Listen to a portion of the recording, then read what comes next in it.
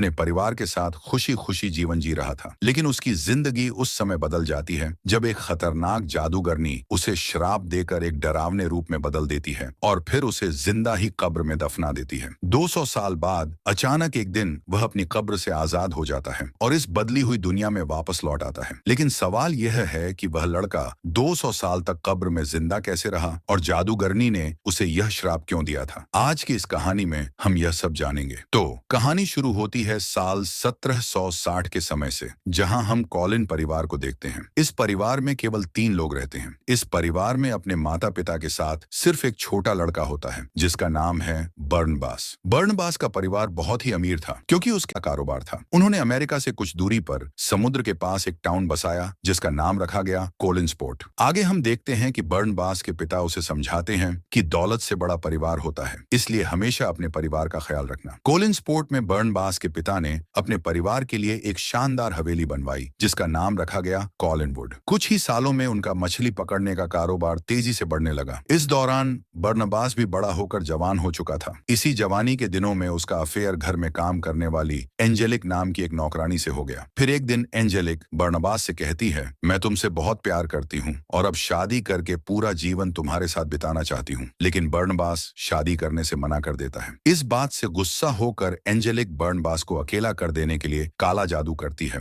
और उसके माता पिता के ऊपर हवेली की एक मूर्ति गिराकर उनकी जान ले लेती है। बर्नबास को एहसास होता है कि यह कोई हादसा नहीं था बल्कि काला जादू था, इसलिए वह खुद काले जादू की किताबें पढ़ने लगता है। कुछ दिन इसी तरह बीत जाते हैं और इसी दौरान बर्नबास को अपना सच्चा प्यार मिल जाता है जिसका नाम होता है जोसेट। लेकिन बर्नबास और जोसेट का प्यार देखकर एंजेलिक यह बात सहन नहीं कर पाती। वह फिर से काले जादू का सहारा लेती है और जोसेट को अपने वश में कर लेती है। इसके बाद हम जोसेट को देखते हैं जो एंजेलिक के वश में आकर एक ऊंची चट्टान पर चली जाती है। बर्नबास के वहां पहुंचने से पहले ही वह चट्टान से कूदकर अपनी जान दे देती है। अपने प्यार को इस तरह अपने सामने मरता हुआ देखकर बर्नबास भी उसी चट्टान से नीचे कूद जाता है। लेकिन इतनी ऊंचाई से गिरने के बाद भी बर्नबास नहीं मरता क्योंकि एंजेलिक ने उसे श्राप देकर एक वैम्पायर यानी पिशाच बना दिया था ताकि वह हमेशा अपने दुख के साथ जिंदा रहे। अब एंजेलिक को यकीन हो गया था कि बर्नबास को हराने का कोई और तरीका नहीं है, इसलिए वह गांव वालों को भड़काकर बर्नबास को पकड़वाती है। गांव वाले उसे एक ताबूत में बंद कर देते हैं और जमीन में दफना देते हैं और इसी तरह 200 साल बीत जाते हैं। इसके बाद हम 1972 का समय देखते हैं जहां विक्टोरिया नाम की एक लड़की ट्रेन से कोलिन्सपोर्ट आ रही होती है। फिर वह एक गाड़ी से लिफ्ट लेकर कॉलिनवुड हवेली पहुंचती है। वहां पहुंचने के बाद बिल्ली नाम का एक नौकर उसके लिए दरवाजा खोलता है। अब यहाँ विक्टोरिया को घर की दीवार पर बर्नबास की एक तस्वीर दिखाई देती है। इसे देखकर वह बिल्ली से पूछती है,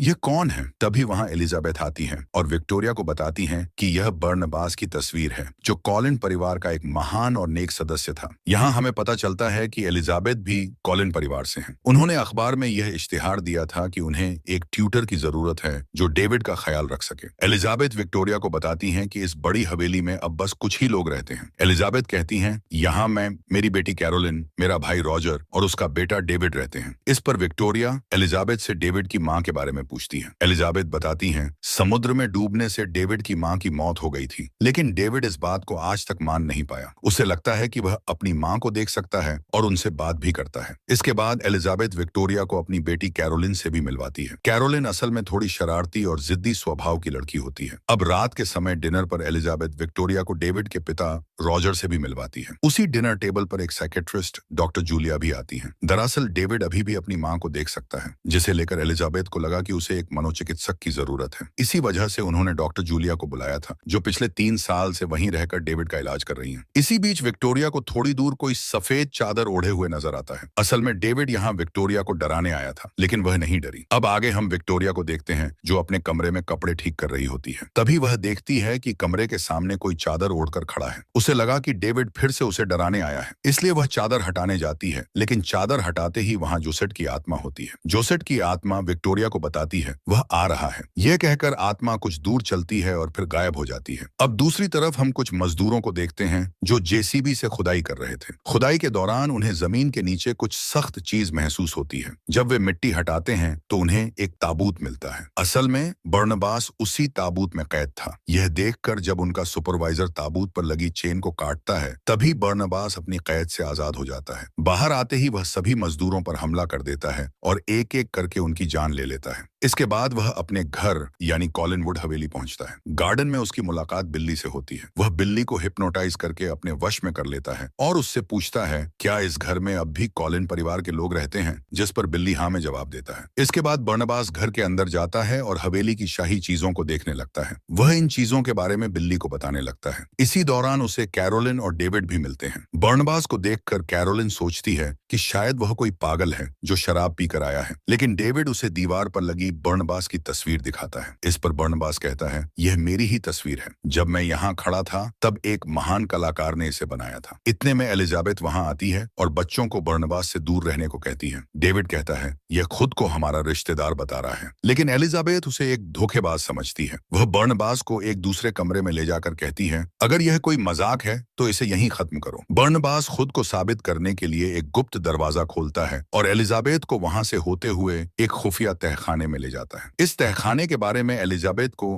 अब तक कुछ भी नहीं पता था, जहां बहुत सारे हीरे और जवाहरात रखे हुए थे। यह सब देखकर एलिजाबेथ एकदम से हैरान हो जाती है और उसे यकीन हो जाता है कि बर्नबास कोई और नहीं बल्कि कॉलिन परिवार का बेटा है। अब बर्नबास एलिजाबेथ से कहता है कि वह वैम्पायर है और उसे यह भी बताता है कि मैं इस परिवार के किसी भी सदस्य को नुकसान नहीं पहुंचाऊंगा। इसके बाद हम पूरे परिवार को डिनर टेबल पर देखते हैं, जहां एलिजाबेथ सबको बताती है कि ये हमारे दूर के रिश्तेदार हैं। इसी दौरान डॉक्टर जूलिया वहां आ जाती हैं तो एलिजाबेथ बर्नबास से उसकी पहचान करवाती है। इसके बाद बर्नबास अपने मछली पकड़ने के कारोबार के बारे में पूछता है तो एलिजाबेथ बताती हैं हमारा कारोबार तो लगभग बर्बाद हो चुका है, क्योंकि एंजेलिक नाम की एक औरत ने मछुआरों से डील करके हमारे बिजनेस पर कब्जा कर लिया है। इस पर बर्नबास कहता है अब मैं आ गया हूँ तो फिर से बिजनेस को टॉप पर ले आऊंगा। इसी बीच विक्टोरिया वहां आ जाती है और उसे देखते ही बर्नबास उसे जोसेट कहकर बुलाता है, क्योंकि अचानक उसे ऐसा महसूस होता है कि जोसेट फिर से आ गई है। दरअसल विक्टोरिया की शक्ल बिल्कुल जोसेट से मिलती थी। फिर दोनों एक दूसरे से बात करते हैं और विक्टोरिया अपना परिचय देती है। इसके बाद हम एंजी को देखते हैं जो असल में वही एंजेलिक है जिसने बर्नबास की जिंदगी तबाह कर दी थी। फिर काला जादू करके वह खुद एक चुड़ैल बन गई और अपना नाम बदलकर 200 सालों से जिंदा रही। इसके बाद वह ऑफिस पहुंचती है, जहां उसे पता चलता है कि पिछली रात खुदाई के दौरान उनके मजदूरों को करीब 200 साल पुराना एक ताबूत मिला था। फिर किसी ने उन सभी मजदूरों को बहुत बेरहमी से मार डाला। यह सुनते ही एंजेलिक शॉक्ड हो जाती है और उस जगह पहुंचने के बाद उसे पूरा यकीन हो जाता है कि बर्नबास वही है। वह सीधा कॉलिनवुड पहुंचती है, जहां वह एलिजाबेथ से बात करने लगती है। इतने में बर्नबास आकर जब उससे हाथ मिलाता है तो उसे एहसास हो जाता है कि यही एंजेलिक है। इसके बाद बर्नबास उसे एक दूसरे कमरे में ले जाकर फिशिंग बिजनेस के बारे में बात करता है। वह कहती है अब यह बिजनेस मेरा है और तुम जान गए होगे कि मैं कौन हूँ। इस पर बर्नबास कहता है हाँ मैं जानता हूँ, तुम वही चुड़ैल हो जिसने मेरा सब कुछ तबाह कर दिया था। मैं तुम्हें काला जादू के जुर्म में अंदर करवा दूंगा। वह हंसते हुए कहती है तुम ऐसा कुछ भी नहीं कर सकते, तुम पर कोई भी यकीन नहीं करेगा, क्योंकि मैं 200 सालों से अलग अलग रूपों में इस समाज में इज्जत से जी रही हूँ और कॉलिन स्पोर्ट अब मेरा है। उसके जाने के बाद बर्नबास एंजेलिक के बारे में सब कुछ एलिजाबेथ को बता देता है। वह कहता है यह वही चुड़ैल है जिसने मेरे माता पिता और मेरा प्यार सब कुछ छीन लिया और मैं कुछ नहीं कर पाया। इस पर एलिजाबेथ उसे मोटिवेट करती है तुम फिर से अपना बिजनेस खड़ा कर सकते हो और अपने परिवार को एक ऊंचे मुकाम पर ले जा सकते हो। इसके बाद बर्नबास सबसे पहले अपनी हवेली की मरम्मत करवाता है और दीवारों पर खूबसूरत पेंटिंग्स बनवाकर अपनी हवेली को फिर से शानदार बना देता है। फिर अपने बिजनेस को बढ़ाने के लिए वह बिल्ली को साथ लेकर कुछ बड़े बड़े मछुआरों से मिलता है और उन्हें हिप्नोटाइज करके एंजेलिक का काम छोड़कर कोलिन परिवार के लिए काम करने के लिए तैयार करवा लेता है। इस तरह उसका मछली पकड़ने का कारोबार फिर से चलने लगता है। फिर एक दिन डॉक्टर जूलिया बर्नबास को देखती है कि वह कैरोलिन के कमरे में झांक रहा है और वहां रखे एक लैंप को देखकर समझने की कोशिश कर रहा है कि वह क्या चीज है। इससे जूलिया को उस पर शक हो जाता है। बर्नबास के बारे में और जानने के इरादे से वह उससे बात करती है। वह कहती है मैं एक साइकेट्रिस्ट हूँ और दिमाग का इलाज करती हूँ। फिर हिप्नोटाइज करके वह उसके बारे में सब कुछ पता कर लेती है और यह भी जान जाती है कि वह एक वैम्पायर है। इसके बाद जूलिया एलिजाबेथ से बात करती है और कहती है मैंने बर्नबास के बारे में सब कुछ पता कर लिया है कि वह एक वैम्पायर है। यह जानने के बाद भी तुमने उसे यहाँ रहने क्यों दिया? इस पर एलिजाबेथ कहती है ये बात एक राज ही रहने दो, उसके रहने से घर में किसी को भी कोई खतरा नहीं होगा। दूसरी तरफ बर्नबास कैरोलिन से कह रहा होता है मुझे सिखाओ कि आज के जमाने में प्यार कैसे होता है। इस पर कैरोलिन उसे सलाह देती है तुम्हें पहले अपने लुक और अजीब बर्ताव को बदलकर एक नॉर्मल इंसान की तरह रहना होगा, जिससे लोग तुमसे बात करने में सहज महसूस करें। इसके बाद प्यार कैसे होता है ये तुम धीरे धीरे खुद ही सीख जाओगे। अगले दिन हम डॉक्टर जूलिया को बर्नबास का खून निकालते हुए देखते हैं। जूलिया ने बर्नबास को यकीन दिला दिया था कि वह उसका सारा खून निकालकर उसके अंदर इंसानी खून डाल देगी, जिससे वह वापस इंसान बन जाएगा। इसके बाद के सीन में हम समुद्र के किनारे बर्नबास और विक्टोरिया को एक साथ देखते हैं। उन्हें देखकर लग रहा था कि दोनों एक दूसरे को पसंद करने लगे हैं। आगे हम देखते हैं कि एंजेलिक अपने बिजनेस के सभी बोर्ड मेंबर्स के साथ मीटिंग कर रही थी। वहां सब उसे बताते हैं कि उनका बिजनेस धीरे धीरे गिरता जा रहा है क्योंकि बर्नबास का बिजनेस बहुत तेजी से बढ़ रहा है। एंजेलिक कहती है, मेरी बर्नबास के साथ मीटिंग अरेंज करो। शाम को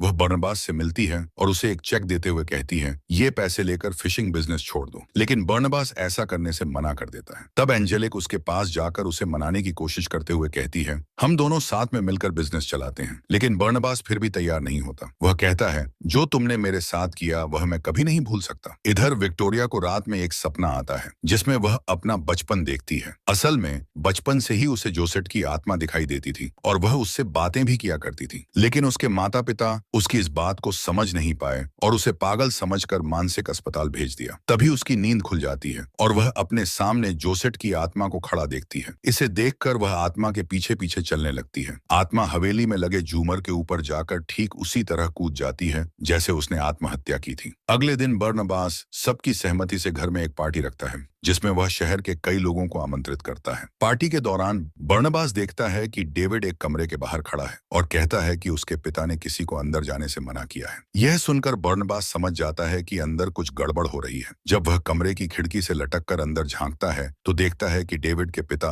रॉजर वहां एक लड़की के साथ है जिसके साथ उसका अफेयर चल रहा है। बर्नबास यह सब देखकर समझ जाता है कि रॉजर परिवार के प्रति वफादार नहीं है। दूसरी तरफ विक्टोरिया बाहर खड़ी होती है। बर्नबास वहां जाकर उसे अंदर आने के लिए कहता है। तभी विक्टोरिया उसे अपने बचपन के बारे में बताने लगती है। वह कहती है, मुझे बचपन से एक लड़की की आत्मा दिखाई देती थी लेकिन मेरे माता पिता इसे समझ नहीं पाए। इस वजह से मेरा बचपन बहुत तकलीफ भरा था। पर एक दिन उस आत्मा ने मुझे कॉलिन वुड आने का रास्ता दिखाया और जब मैं यहाँ आई और तुमसे मिली तो मुझे ऐसा लगा जैसे मैं तुम्हें सदियों से जानती हूँ। शायद यह मेरी किस्मत थी कि मैं तुमसे मिली। अब तुम मुझे अपने लगने लगे हो। इसके बाद दोनों एक दूसरे को किस करने लगते हैं। लेकिन यह सब एंजेलिक देख लेती है जो बिना निमंत्रण के ही पार्टी में आ गई थी। इसके बाद बर्नबास डॉक्टर जूलिया के पास जाता है जहां वह अपने शरीर में बर्नबास का खून चढ़ा रही थी। यह देखकर बर्नबास समझ जाता है कि डॉक्टर जूलिया उसे इंसान बनाने के बजाय उसका खून निकालकर खुद को अमर बनाना चाहती है। इस धोखे से गुस्सा होकर वह जूलिया को जान से मार देता है और फिर बिल्ली को साथ लेकर जूलिया की लाश को समुद्र में फेंक देता है। इसके बाद हम रॉजर को देखते हैं जो हवेली का खुफिया दरवाजा ढूंढने की कोशिश कर रहा था। इतने में वहां बर्नबास पहुंच जाता है। दरअसल रॉजर की हरकतें बर्नबास पहले ही समझ चुका था कि उसने सिर्फ पैसों के लिए डेविड की मां से शादी की थी। इस बात से नाराज होकर बर्नबास रॉजर को दो विकल्प देता है। पहला यह कि वह कॉलिन वुड में रहकर डेविड के लिए एक अच्छे पिता की तरह उसकी देखभाल करे। दूसरा विकल्प यह कि खजाने से बहुत सारे पैसे लेकर अपनी खुदगर्ज जिंदगी बिताने के लिए हमेशा के लिए यहाँ से चला जाए। रॉजर पैसे को चुनता है और अपने बेटे डेविड को छोड़कर हमेशा के लिए वहां से चला जाता है। अब अपने पिता को हमेशा के लिए जाते हुए देखकर डेविड बहुत दुखी हो जाता है और भागते हुए अपने कमरे की तरफ जाने लगता है। तभी सीढ़ियों में पैर लगने की वजह से एक भारी चीज उसके ऊपर गिरने लगती है। यह देखते ही बर्नबास एक पल में जाकर उसे बचा लेता है। यह देखकर सभी लोग हैरान और डर जाते हैं क्योंकि ऐसा कोई साधारण इंसान नहीं कर सकता। तभी बर्नबास पर धूप पड़ने की वजह से उसकी त्वचा में आग लग जाती है लेकिन बिल्ली तुरंत उस पर पानी डालकर उसे बचा लेता है। इस घटना के बाद सभी को पता चल जाता है कि बर्नबास एक वैम्पायर है। यह देखकर वहां मौजूद सभी लोग डरकर चले जाते हैं। विक्टोरिया भी अब समझ जाती है कि बर्नबास कोई साधारण इंसान नहीं है, इसलिए वह भी उससे दूर हो जाती है। इसके बाद बर्नबास एंजेलिक के पास जाकर उससे अपने श्राप से मुक्ति दिलाने की बात करता है लेकिन एंजेलिक इसे साफ तौर पर मना कर देती है। वह बर्नबास को दो विकल्प देती है, या तो वह उसके साथ मिलकर बिजनेस करे और एक प्रेमी की तरह उसके साथ रहे या फिर वह उसे दोबारा ताबूत में कैद कर देगी। बर्नबास यह सुनकर उसका प्रस्ताव ठुकरा देता है। इसके बाद एंजेलिक बातों बातों में उसे उकसाकर डॉक्टर जूलिया के बारे में पूछती है क्योंकि उसे शक था कि बर्नबास ने डॉक्टर जूलिया का मर्डर किया है। गुस्से में आकर बर्नबास स्वीकार कर लेता है कि उसने ही डॉक्टर जूलिया को मारा था। जैसे ही बर्नबास वहां से निकलता है एंजेलिक अपने जादू के जरिए उसे फिर से ताबूत में कैद कर देती है और उसके पूरे शरीर को जंजीरों से बांध देती है। इसके बाद वह अपने आदमियों के साथ बर्नबास को ले जाते हुए उसकी फिशिंग फैक्ट्री को आग लगवा देती है। आखिर में एंजेलिक बर्नबास को ताबूत सहित एक घने जंगल के पुराने टूटे फूटे घर में ले जाकर रखवा देती है और वहां से चली जाती है। अब उनके जाते ही डेविड वहां आ जाता है जिसे उसकी मां की आत्मा ने भेजा था। डेविड ताबूत खोलकर बर्नबास को आजाद बर्बाद कर देता है। वहीं दूसरी तरफ फिशिंग फैक्ट्री में आग लगने की वजह से पुलिस और बहुत सारे लोग वहां जमा हो गए थे। इसी बीच एंजेलिक पुलिस के पास जाकर माइक के जरिए सभी लोगों को बताती है कि उसने बर्नबास की वह बात सुनी थी जिसमें उसने डॉक्टर जूलिया के मर्डर की बात कबूल की थी। वह पुलिस को यह भी बताती है कि बर्नबास एक कातिल है और उसके घर वाले भी गुनहगार हैं क्योंकि उन्होंने यह सब छुपाने की कोशिश की। इसके बाद एंजेलिक पुलिस को लेकर कॉलिनवुड पहुंच जाती है। वहां बर्नबास सामने आकर सबके सामने एंजेलिक के गले पर हमला कर देता है और उसे काटता है, लेकिन एंजेलिक को कुछ भी नहीं होता। वह अपनी ताकत का इस्तेमाल करके बर्नबास को दूर फेंक देती है। यह देखकर सभी लोग डर जाते हैं और समझ जाते हैं कि यह दोनों वैम्पायर हैं। इस स्थिति को देखकर पुलिस भी सतर्क हो जाती है और सभी टाउन के लोगों को वहां से तुरंत जाने का आदेश देती है। इसके बाद बर्नबास और एंजेलिक के बीच एक खतरनाक लड़ाई शुरू हो जाती है। इतने में एलिजाबेथ एक बंदूक लेकर एंजेलिक पर फायर करती है, लेकिन उसे कुछ नहीं होता। वह दोबारा से खड़ी हो जाती है और अपनी जादुई शक्ति का इस्तेमाल करके